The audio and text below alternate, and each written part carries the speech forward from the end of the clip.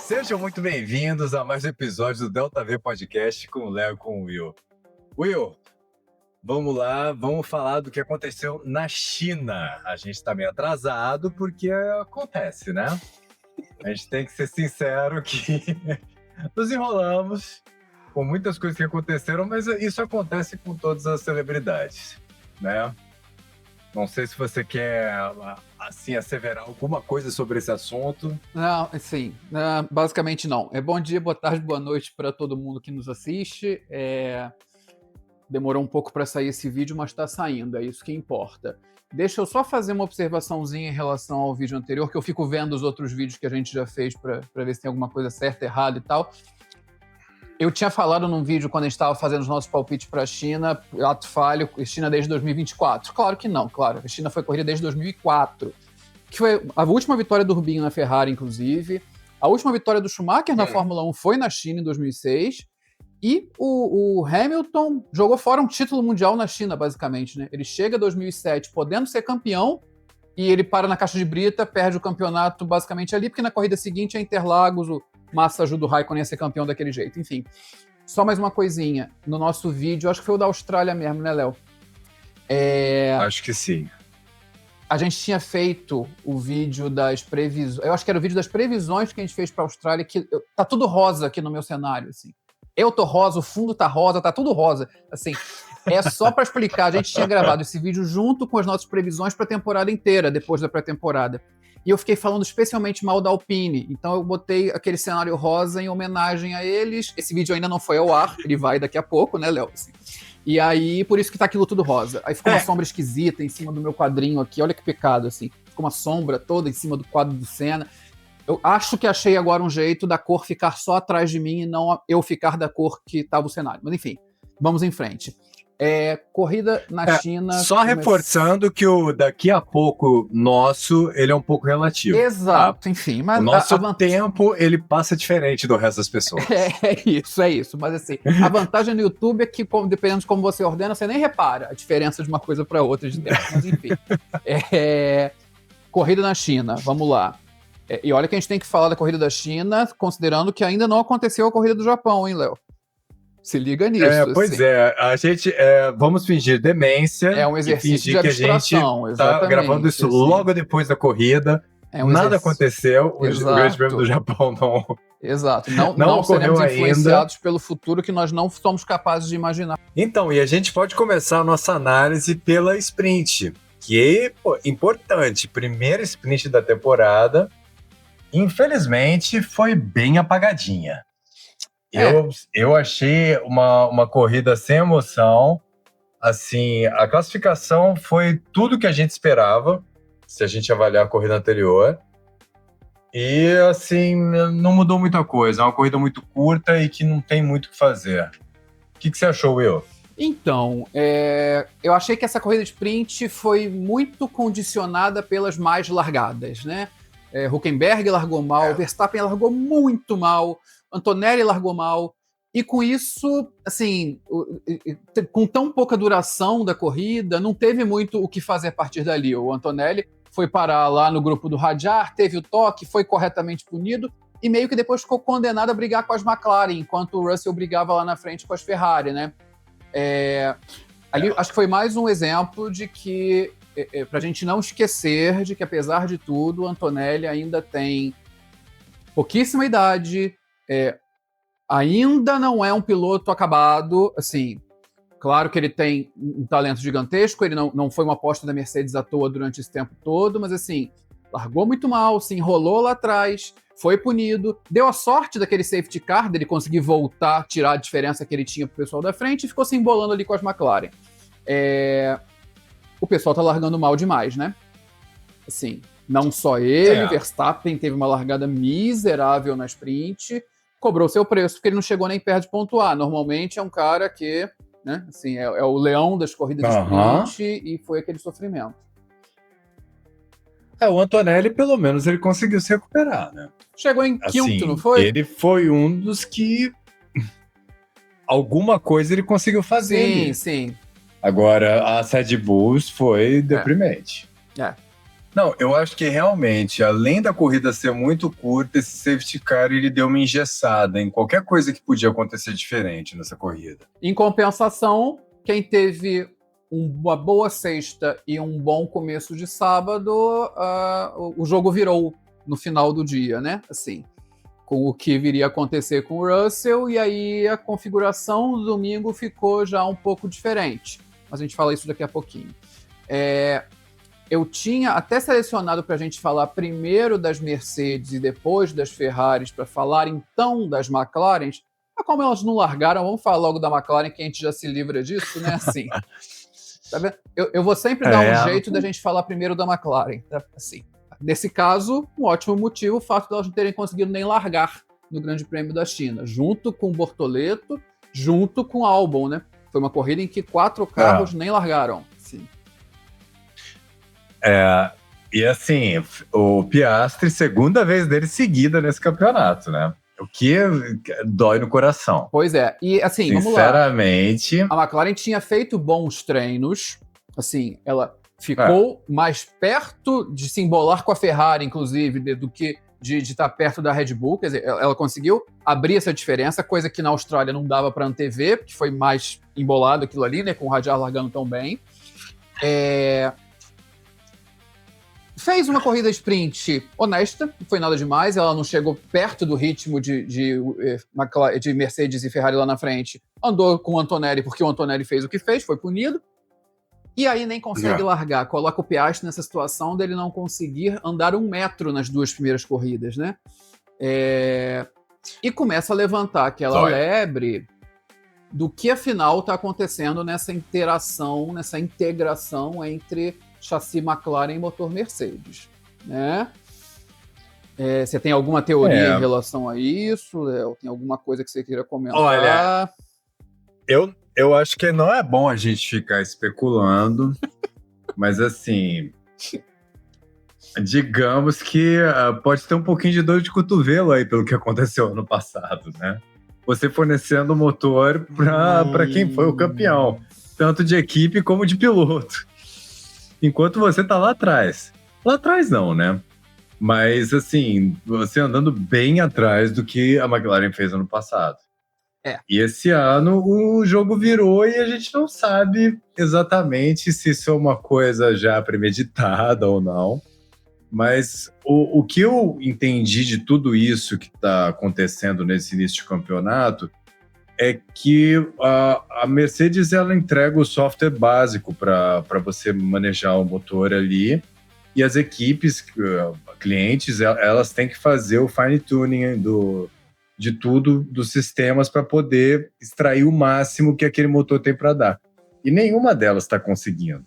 Assim, eu não sei também se esse chassi da McLaren é grandes coisas, que nem era o do ano passado, mas assim, não largar 2 vezes indica uma coisa mais de motor do que de chassi. É uma relação delicada entre times de fábrica e times clientes. Não no caso de uma Ferrari, porque aí você vê que ela está muito à frente dos times clientes, não existe essa concorrência, na verdade. A Mercedes foi submetida nos últimos 2 anos e meio, provavelmente, que acho que o racha nessa história é aquele meio da temporada de 2023, quando a McLaren não estava andando nada, e de repente surge como segundo melhor carro, né? E meio que foram 2 anos e meio da Mercedes passando por essa situação de fornecer um motor para uma equipe cliente com um carro melhor do que o da equipe de fábrica. Assim, eu detesto ficar fazendo teoria da conspiração, mas fica parecendo que a Mercedes quer se certificar de que isso não vai acontecer de novo. Assim, pelo menos nesse começo de jogo, assim, nesse começo de partida, né? Enfim. Eu adoro uma teoria da conspiração e eu acho que é um bom rumor pra gente poder, assim, especular sobre. Não tem prova de nada, mas é complexo isso, né? É uma relação complicada. Você falou da relação da Ferrari com as equipes clientes dela. tudo bem, Cadillac. Pois é, Cadillac e Haas, né? Assim, ela nunca vai estar disputando pau a pau ali com Cadillac e Haas, né? Olha, a Haas, essa temporada, ela tá surpreendendo. Começou bastante bem, é verdade. Não assim. vai. Mas é aquilo. Não é pau a pau, mas não é assim, alguém que a Ferrari. Mostra um certo perigo. Não é alguém que a Ferrari vai enxergar como concorrente direto, pelo menos nesse início de ano, assim. Enquanto a Mercedes comeu um certo pão que o diabo amassou, vendo o que a McLaren andou nos últimos 2 anos e meio. Enfim. E essa foi a nossa sprint, que realmente não foi grandes coisas. Mas, e agora a gente já pode falar sobre a corrida, né? Podemos falar. E aí, com aquele detalhe básico, né? Vamos lá. A construção do final de semana do Antonelli depois da sprint. Depois do que aconteceu na sprint, ele conseguiu resetar, apertou o botão. O nome disso é superação. Ele consegue... Bem, primeiro ele dá a sorte do problema do Russell no Q3, né? No treino de classificação, que o Russell é aquele problema. Mas é engraçado que no dia seguinte você via as manchetes, o drama da Mercedes. O desespero da Mercedes foi o Russell largar em segundo, né? Assim, esse é o nível de desespero da Mercedes. Não foi o Russell largar em 18º, foi largar em segundo. Esse foi todo o drama da Mercedes. Mas enfim, o fato é que houve o problema do Russell, isso foi determinante, claro. O Antonelli finalmente conseguiu largar bem. Assim, porque até então ele via perdendo posições e posições na largada. Ele consegue mais ou menos ficar por ali, assim, se embola com as Ferraris, claro, mas ele não cai para sétimo, não cai para oitavo, nada disso. E aí, com o desenrolar da corrida, que já sugeria uma Mercedes mais dominante até do que na Austrália, na minha opinião, em termos de performance, ainda acontece aquela intervenção do safety car, que eu acho que não precisava. Eu acho que aquela parada do Stroll ali dava para ser um safety car virtual tranquilamente, mas para dar uma animada no negócio, o pessoal quer tirar as diferenças, enfiaram a droga do safety car físico. O Russell deu azar de voltar dos boxes, embora tenham parado juntos, deu azar de voltar atrás de Colapinto e Ocon, que não tinham parado, então já ficou aquele gap do Antonelli para ele. E aí acontece o lance decisivo da corrida, que é o Russell relargar mal. Né? O Antonelli consegue relargar bem e ir embora, também estava com Colapinto e Ocon atrás.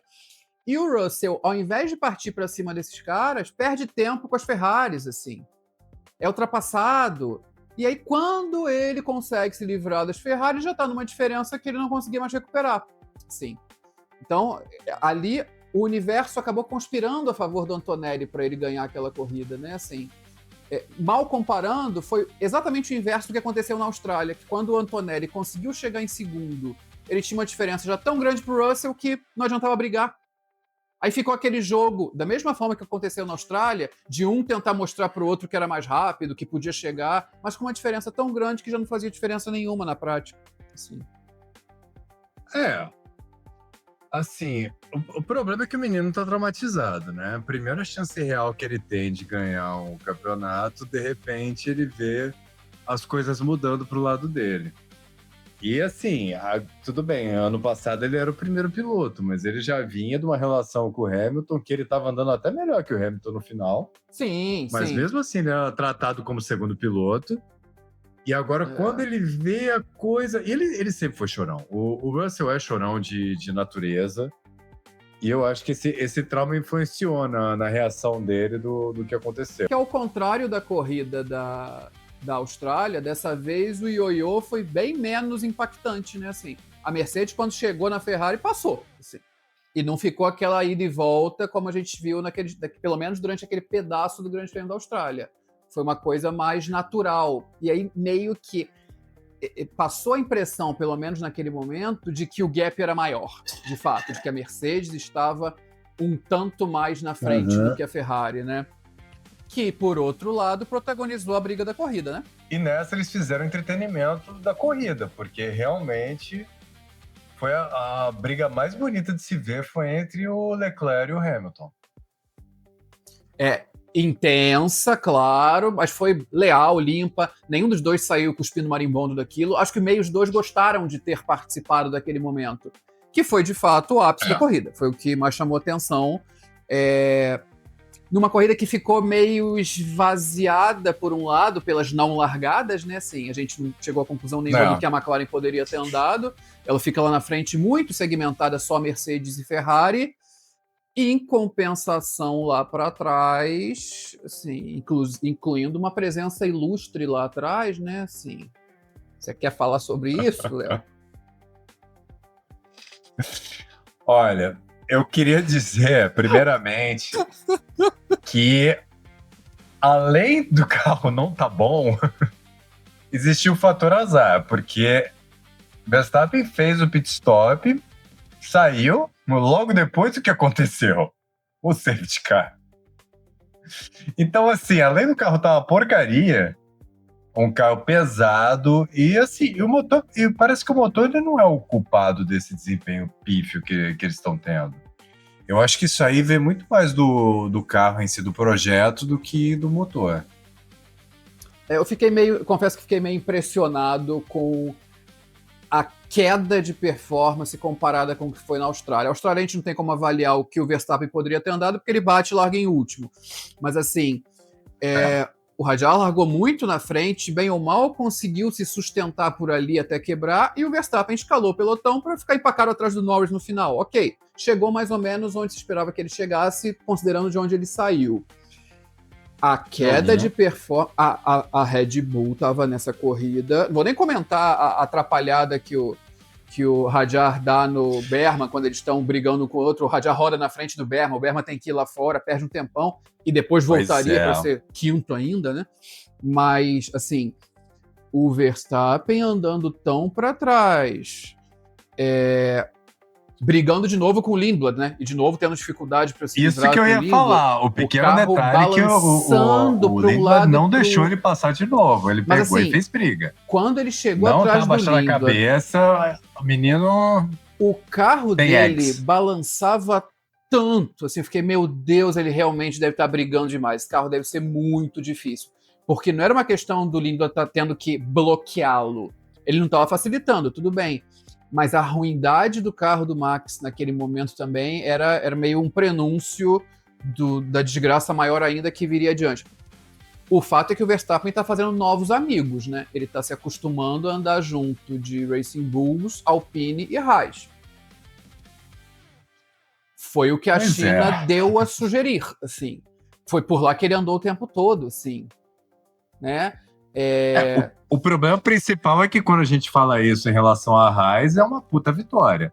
Agora, em relação a Red Bull, é um buraco que eles estão se enfiando. Pois é, assim, uma coisa de quem não se esperava nada tá andando nesse bolo, outra coisa de quem se esperava alguma coisa, se não tanto.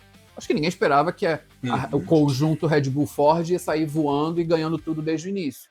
Mas, assim, para quem achava que eles pelo menos poderiam andar mais ou menos no ritmo da McLaren, como foi na Austrália, o final de semana todo foi muito abaixo, né? Sim. Mas é engraçado, você falou Red Bull Ford, mas parece que o motor da Red Bull é bom. Parece que ele herdou toda a equipe técnica melhor da Honda, eles acabaram herdando, porque a Honda, a gente sabe o que está acontecendo na Aston Martin. Mas eu ouvi boatos de Verstappen na Aston Martin.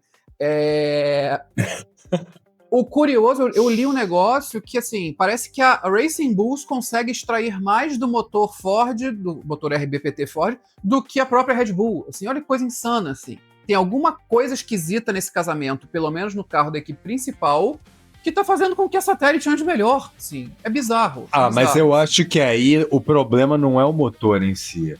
O problema é o carro, porque, se eu não me engano, pelos dados que a gente já viu, o carro da Red Bull tá bem mais pesado que da Racing Bulls. Nossa, como é que consegue, né? E, acho que deveriam ser meio irmãos, né? Se não gêmeos, enfim. Gêmeos eles não podem ser, até pela regra, mas era para ter pelo menos um desenvolvimento minimamente equivalente. Pois é. E sempre pendendo pro lado da Red Bull, porque tem muito mais dinheiro. Pois é. E a equipe principal. Enfim, vamos ver o que os próximos eventos vão nos mostrar em relação ao desempenho, mas a decepção do Max é compreensível, né? Não sei qual era o nível de expectativa dele para esse início de temporada, mas seja lá qual fosse, imagino que não fosse tão baixo. Eu não sei. Eu acho que ele já vinha trabalhando com a hipótese de estar bem atrás dos outros, mas eu acho que o que mais dói é essa situação com a Racing Bulls agora. Eu acho que isso que deve incomodar mais ele. E assim, eu há um bocado de tempo já meio que profetizava para um futuro relativamente próximo o Verstappen dando um jeito de se mudar para Mercedes. A gente só não sabe como agora, com o status que a Mercedes tem e quem que a Mercedes sacrificaria. Será que teria lugar para o Verstappen na Mercedes, se esse fosse o objetivo dele? Porque o problema é que esse boato ele já tá vindo e voltando várias vezes. Eu já ouvi pelo menos umas 3 vezes falando que era certo. Depois eu já ouvi 3 vezes falando que o Verstappen não quer ir de jeito nenhum, e mais umas outras falando que o Toto Wolff fechou a porta, que ele não vai entrar. Nossa. E, assim, isso sempre se recicla e tá mudando.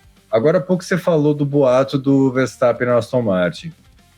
E, assim, eu ouvi um outro boato que é o Verstappen na McLaren, junto com o GP. Nossa. Que o Jean-Pierre Lambiase, ele foi para ele foi abrir o terreno, agora. foi dar uma capinada lá para o Verstappen chegar depois, é isso? Sim. Não sei. Eu ouvi boatos também sobre especulando essa hipótese. Eu acredito que nenhum deles guarda uma relação com a realidade agora. Nesse momento, eu acho que não tem uma negociação concreta sendo feita. Eu acho que realmente não passa de especulação nesse momento. Até o final do ano, e principalmente no City Season, no meio do ano, aí as coisas podem mudar. O contrato total do Verstappen com a Red Bull é de 1 ano só? Não, o contrato dele, se eu não me engano, vai até 2028. Eita ferro. Não, mas isso é o de menos. Ele deve ter uma cláusula de performance, deve ter muita coisa ali que ele pode explorar para poder sair se ele quiser. Mas eu acho que, e assim... Mas é engraçado, tá na você hora, falando... Eu acho que, por incrível que pareça, a McLaren não estaria tão... É porque os dois pilotos da Mercedes são produtos da Mercedes, né? Assim, tanto o Russell quanto o Antonelli foram resultados de um desenvolvimento da Mercedes de muito tempo. No caso da McLaren, o Norris foi um produto da McLaren, mas ele já é campeão e eu não sei qual é o nível de empolgação do Norris, não sei.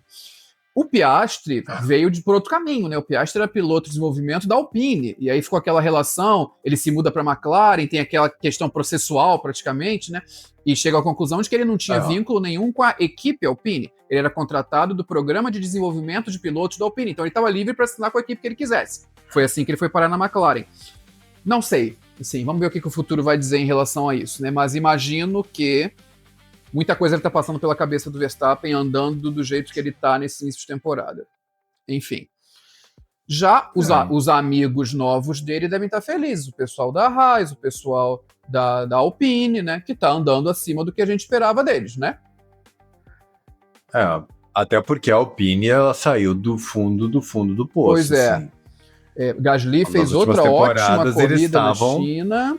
Assim, andou bem praticamente o tempo todo, andou bem na sprint, andou bem no treino, andou bem na corrida, até o Colapinto pontuou. Assim. E o Berman fez a corrida que fez. Chegou em quinto depois de ter sido atrapalhado lá pela rodada do Hadjar logo no comecinho da corrida. Até o Sainz pontuou na China, né? Até o Sainz de Williams conseguiu pontuar na China.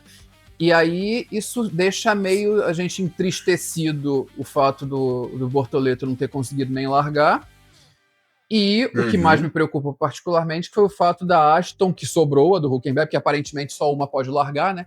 Na Austrália foi a do Bortoleto que largou, na China foi a do Hülkenberg, mas tem andado tão mal, foi uma corrida tão apagada da Audi, né? Até a Williams andando no fundo e mal comandou, conseguiu achar um jeito do Sainz pontuar naquela corrida. Enquanto a Audi não conseguiu, né? Só largou um carro e o Hülkenberg não pontuou. Enfim, aí é uma quedinha, talvez não tão brusca quanto a da Red Bull da Austrália para a China, mas talvez a gente pudesse esperar um pouquinho mais da Audi na China, né? E assim, eu acredito também que ali o mérito foi todo do Sainz, porque aquele carro tá uma carroça. É difícil avaliar, né, assim, esse início, assim, a gente não sabe até que ponto cada piloto está conseguindo compensar no braço a limitação do carro.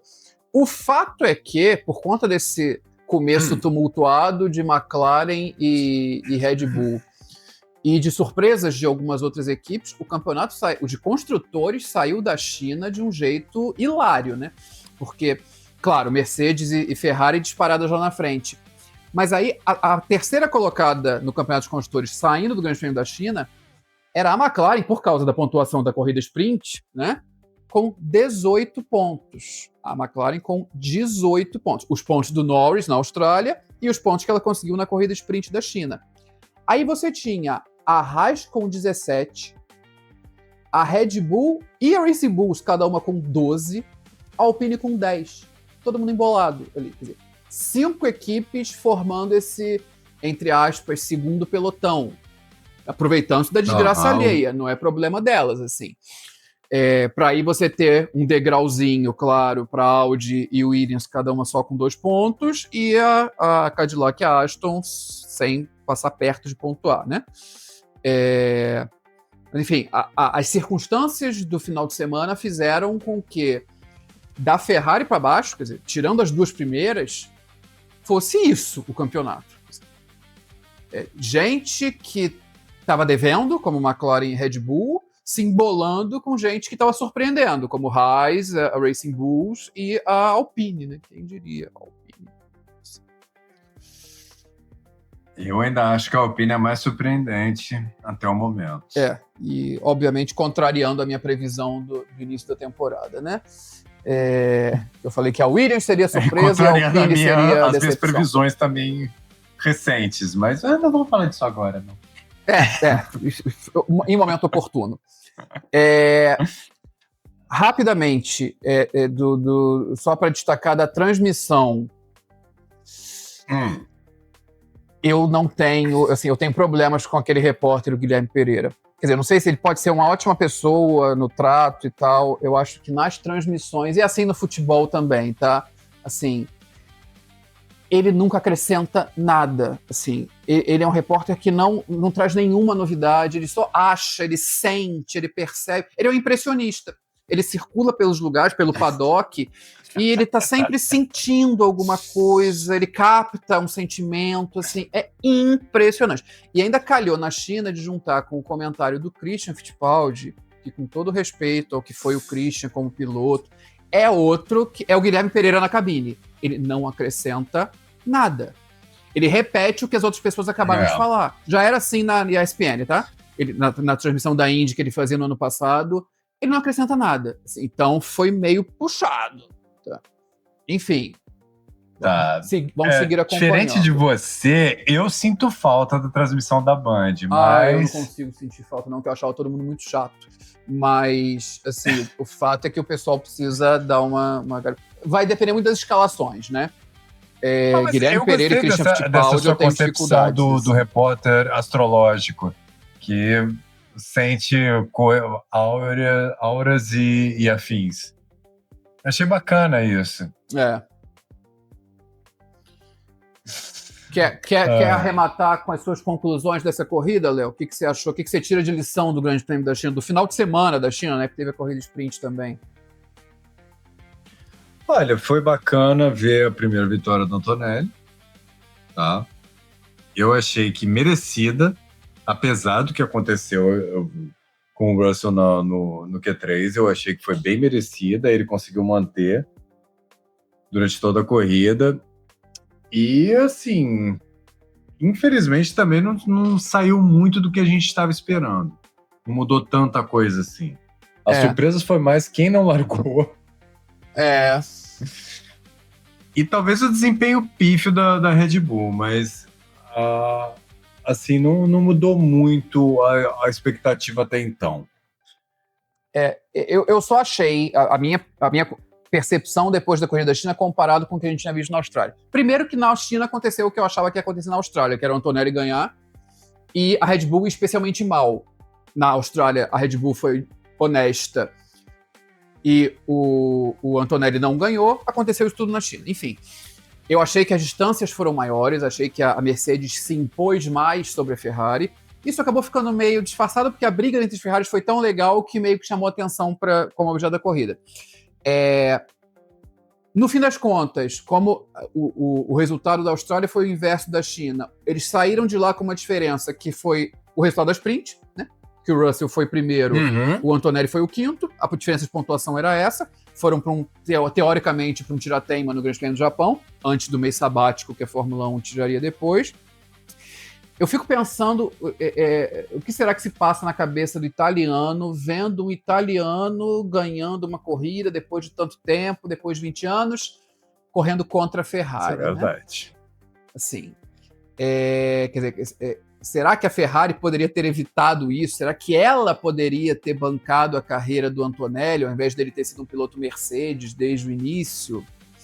Parece um pecado, né? Que uma equipe italiana que tem o programa de desenvolvimento de pilotos dela, não é uma coisa do além, não é do nada, não tenha pescado isso aí. Quer dizer, que caiu na rede da Mercedes e é pela Mercedes que ele está correndo agora. Curioso para se traçar o paralelo, né? Obviamente, isso é muito pretensioso, é muito afobado, mas um piloto que ganhou pela primeira vez na segunda corrida da sua segunda temporada foi o Ayrton Senna, né? Grande Prêmio de Portugal no Estoril, em 85 era a segunda corrida daquele ano. É claro que o Antonelli correu de Mercedes a carreira inteira até agora, o Senna correu de Toleman, depois ganhou de Lotus. Há uma certa diferença, mas é um paralelo interessante. E o fato de Alpine e Williams... só cuidado com esses paralelos aí, porque... Eu já vi coisa, mãe de santo, falando que o Antonelli é a reencarnação do Ayrton Senna. Eita ferro! Então, bom a gente não ficar traçando muito paralelo para não incentivar esse tipo de... Jesus Cristo! De loucura. Então tá, né? Sim. Acho que com isso eu encerro o meu comentário, porque não tem mais palavras. Depois disso acabou, chega. Tchau, gente, até a próxima. Valeu, gente. Até a próxima.